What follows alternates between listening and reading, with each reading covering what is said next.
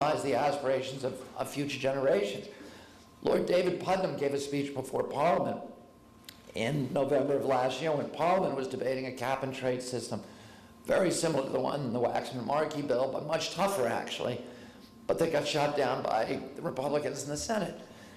And Lord Putnam, and you know, in England, virtually everybody accepts the science behind global warming, right? And they haven't been deluged as we have in this country by a $200 million propaganda campaign of deception that was funded by the Koch brothers and by Exxon Corporation over the past 15 years, who, you know, funded all these phony think tanks on Capitol Hill. They claim to love free market capitalism, but really, they hate free market capitalism. What they really like, what their real job is, is to provide the philosophical underpinnings for laissez-faire corporate profit-taking at any cost. It's not anything to do with free markets. It's to do with corporate crony capitalism and monopolistic kleptocracies, these corporate kleptocracy and plutocracy. It's nothing to do with democracy or free markets.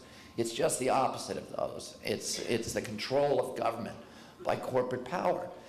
And if you look at what, you know, the Supreme Court is, and they have all these, you know, slick PR firms like Burson Marsalis and Hill and Knowlton, and they've stocked these think tanks with these phony scientists, the Heritage Foundation, the Cato Institute, Competitive Enterprise Institute, American Enterprise Institute, you know these names. They've stocked them with these phony tobacco scientists, you know, we call them biostitutes, who will say anything, you know, that you know, cigarettes are good for you, or that, you know, the whales like being harpooned, or, you know, or you know, that there's no such thing as global warming. And they've been very, very effective at persuading large amounts of the American, 50% of the American public, that, you know, that there's no such thing as global warming, and it's, you know, it's extraordinary. But in England, they haven't had this, and everybody accepts the science. They understand it's a grim reality. The government has to take a firm hand in addressing, but there are still vested interests in others who say, well, we have to move incrementally, we have to move slowly, because if we move precipitously, it's going to cause grave economic dislocations. And Lord Putnam was addressing that cohort. Lord Putnam is one of the great progressive thinkers of Europe today, and he's also a great filmmaker who made Chariots of Fire and a lot of other films, but he's one of the most respected philosophers in England and thinkers in England. And Lord Putnam reminded Parliament that exactly 200 years before, the same body had debated the abolition of the slave trade. And at that time in England, virtually everybody considered slavery a moral catastrophe, an abomination that had to be abolished. But the question was, how do we do it? Because slavery represented 25% of the GNP of Great Britain. It was the principal source of energy for the entire British Empire, free human labor. And they said, if we abolish slavery, our economy is going to collapse. But after a year of debate, Parliament made the moral choice and abolished slavery literally overnight. And instead of collapsing, the British economy exploded as thousands of entrepreneurs rushed into that space to create new forms of energy, mainly mechanical ones, in an era that we now know as the Industrial Revolution, which was the greatest epoch in wealth creation in the history of mankind. And the abolition of the slave trade had exposed all of these hidden inefficiencies that were associated with free human bondage. And today, we don't have to abolish carbon to understand that our deadly addiction to it is the principal drag on American capitalism. We are borrowing $1 billion a day, mainly from nations that don't share our values, in order to import $1 billion of oil a day, again, largely from nations that don't share our values, some that are outright hostile to us. We're funding both sides of the war against terror through our addiction to oil. We give every year $1.3 trillion in subsidies to the oil industry.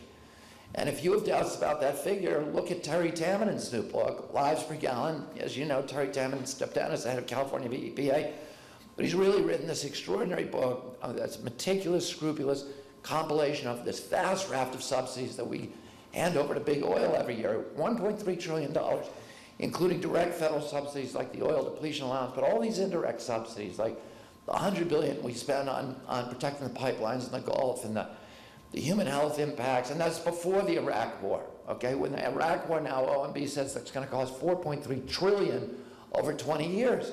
And it doesn't, and Terry didn't put in the cost of the Gulf oil spill either. And all of those costs should be billed to their account because that's part of the cost to our society of our addiction to carbon. Coal, we spend $500 billion in subsidies to the nuke industry, about $1 trillion in subsidies, or probably a lot more to the coal industry every year, through all kinds of subsidies. And I settled a big suit against the industry yesterday, but I spent a lot of my time suing the coal industry and coal power plants. Last year I had a 6.5-week jury trial in West Virginia. Let me ask you something, Kevin. How long do I have to speak up here? Just like 15 minutes? Or what? Like 5 to 10 minutes. Your call. Okay, so let me just take my word for it that we're paying a lot of subsidies to big coal. And I'm not going to go into them all, but they include the acidification of 1/5 of the lakes in the Appalachian Mountains. That's the destruction of the forest cover, the high peaks of the Appalachians from Georgia to northern Quebec. The National Academy of Sciences last year completed a 10-year study that shows that every freshwater fish in America now has dangerous levels of mercury in its flesh. 1 out of every 6 American women has so much mercury in her womb from coal-burning power plants that her children are at risk for a grim inventory of diseases: autism, blindness, mental retardation, heart, liver, and kidney disease. Ozone and particulates from coal-burning power plants, according to EPA's website, kill 60,000 Americans every year, cost this country $156 billion in healthcare costs. We could pay for the whole national healthcare program just by getting rid of ozone and particulates from coal-burning power plants. The destruction of the Appalachians during the Bush administration, we flattened 1.4 million acres, an area larger than the state of Delaware, and all of these are part of the cost of coal. So when coal says, well, we're only 11 cents a kilowatt hour, they're not telling you all the hidden costs that you're paying in health care and for the coal roads, which have to have 22 inches of asphalt on them, the destruction of the railroad system in our country because the coal gondolas weigh 90,000 pounds. That's why we can't have high-speed rail in America. And all these hidden costs that you don't see, that are part of that 11 cents a kilowatt hour that are just coming from a different pocket. So, and if coal was paying its true cost, there's no way that they could compete in a free market capitalist system against much more efficient forms of power or sources of power. We know this, that every nation that has decarbonized its society has experienced instantaneous prosperity. Iceland in 1970 was the poorest country in Europe, 100% dependent on imported coal and oil. Iceland decided to decarbonize mainly because it was concerned with global warming, which impacts the northern latitudes disproportionately. Again, there were vested interests in others in Iceland that said we have to move slowly, but the government moved very, very deliberately. In 15 years, they've completely decarbonized the society. Iceland is now 100% energy independent. 90% of its energy comes from local geothermal. And Iceland, during that period, went from being the poorest country in Europe to the 4th richest country by GDP on Earth. Now, unfortunately for Iceland, they spent virtually all of their newfound wealth on bundled derivatives, and they're now again the poorest country in Europe. But Iceland's economy will return because the fundamentals are so strong. They're now one of the larger energy exporters in the world. They can't run lines across the Atlantic for the moment. Soon they will be able to when Britain is building these big wind farms in the North Sea that are close enough to Iceland that they're going to be able to hook up and feed into the European grid. But at the moment, Iceland imports bauxite from Jamaica, uses its surplus to smelt the bauxite into aluminum, then sells the ingots in the world market. That's its way of exporting energy.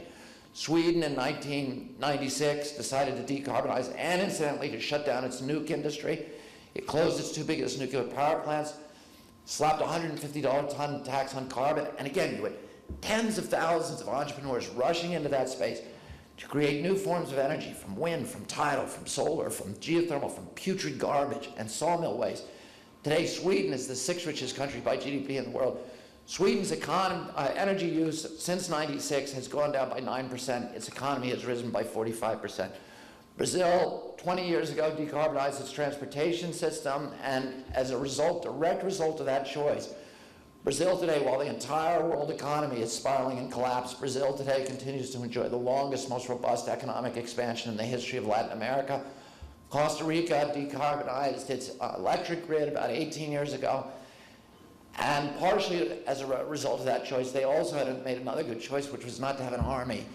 But Costa Rica today which is the smallest country in Central America, has by far the largest economy in all of Central America. And it's because of those two choices. Well, and there's hundreds of other examples in that. We have much greater geothermal resources in this country than they have in Iceland. My home in Mount Kisco, New York, is powered by geothermal. Every home outside of our major cities could be, but we don't use it because of the distorted marketplace that is the result of these giant subsidies to the incumbents that convince consumers that geothermal is more expensive than coal and oil, when it isn't. They're paying a lot more for coal and oil.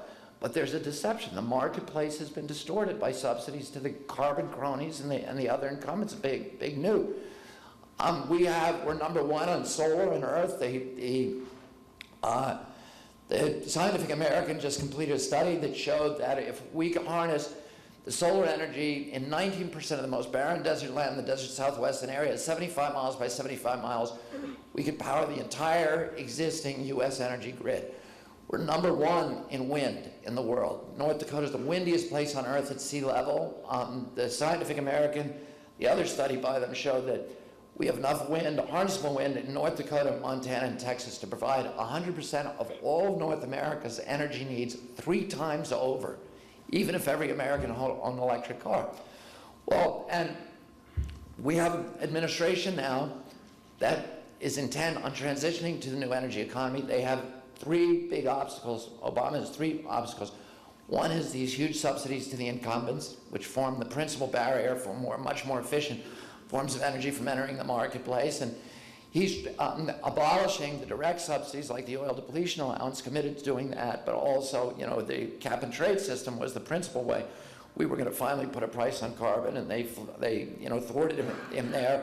But still, even without that price on carbon, we're now, I was in China a week ago and visiting a turbine factory by Goldwind, which incidentally is using mainly American equipment. And when they get the turbines over here, the pylons and the propellers are built here by U.S. unionized steel workers.